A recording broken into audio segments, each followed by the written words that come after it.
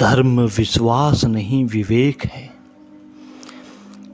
इसी पर आधारित एक बुढ़िया की कथा मैं आपसे कहना चाहता हूँ। एक बुढ़िया जो बहुत बीमार थी, घर में वह अकेली ही थी। रुपया पैसे की कोई कमी न थी, लेकिन बहुत कठिनाई में पड़ी थी वह बुढ़िया। एक दिन सुबह सुबह ही दो अत्यंत भद्र और धार्मिक दिखने वाली महिलाएं उसके पास आई। उनके माथों पर चंदन लगा था और हाथों में रुद्राक्ष की मालाएं, और वे अपने होठों से सतत ही राम का नाम लिए जाती थी। उन्होंने आकर उस बुढ़िया की सेवा शुरू कर दी और कहा, परमात्मा की प्रार्थना से सब ठीक हो जाएगा। विश्वास शक्ति है और विश्वास कभी निष्फल नहीं जाता। उस सीधी बुढ़िया ने उनकी बातों पर विश्वास कर लिया। फिर वह अकेली थी और अकेला व्यक्ति किसी पर विश्वास करना चाहता है, और वह पीड़ा में थी, और पीड़ा में मनुष्य का मन सहज ही विश्वासी भी हो जाता है। उन अपरिचित महिलाओं ने लगभग सप्ताह भर उसकी सेवा की। सेवा और इतने भाव से धार्मिक बातों के कारण बुढ़िया का विश्वास और भी बढ़ गया। फिर एक दिन रात्रि में उन महिलाओं के निर्देशानुसार वह एक चादर ओढ़कर भूमि पर लेटी, ताकि उसके स्वास्थ्य के लिए परमात्मा से प्रार्थना की जा सके।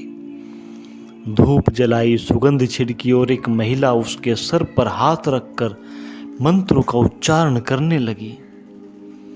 और फिर मंत्रों की एक सुरी ध्वनि ने बुढ़िया को थोड़ी ही देर में ऐसे सुला दिया, बड़ी चैन से। आधी रात को उसकी जब नींद खुली, घर में अंधकार था। उसने दिया जलाया तो पाया वे अपरिचित महिलाएं न मालूम कब की चली गई। घर के द्वार खुले पड़े हैं और उसकी तिजोरी भी टूटी पड़ी है।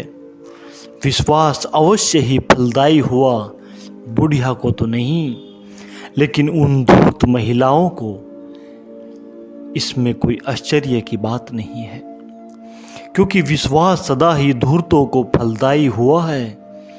धर्म विश्वास नहीं विवेक है, वह अंधापन नहीं आंखों का उपचार है, किंतु शोषण के लिए विवेक बाधा है, और इसीलिए विश्वास का विष पिलाया जाता है।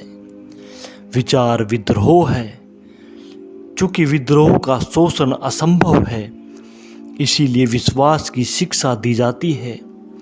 विचार शक्ति को मुक्त करता है, उसे व्यक्ति बनाता है, लेकिन शोषण के लिए तो भेड़े चाहिए। भीड़ का अनुगमन करने वाले दुर्बल चित्त व्यक्ति चाहिए। इसीलिए विचार की हत्या की जाती है और विश्वास पाला पोसा जाता है।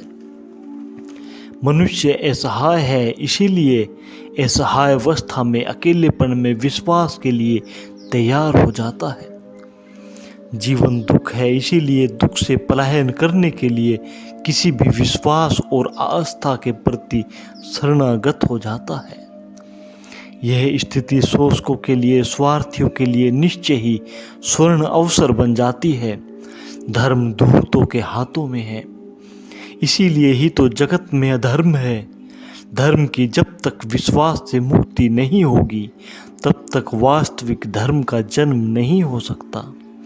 धर्म जब विवेक की अग्नि से संयुक्त होता है, तब उससे स्वतंत्रता, सत्य और शक्ति का उद्भव होता है। धर्म शक्ति है क्योंकि विचार शक्ति है। धर्म प्रकाश है क्योंकि प्रज्ञा प्रकाश है। धर्म मुक्ति है क्योंकि विवेक मुक्ति है।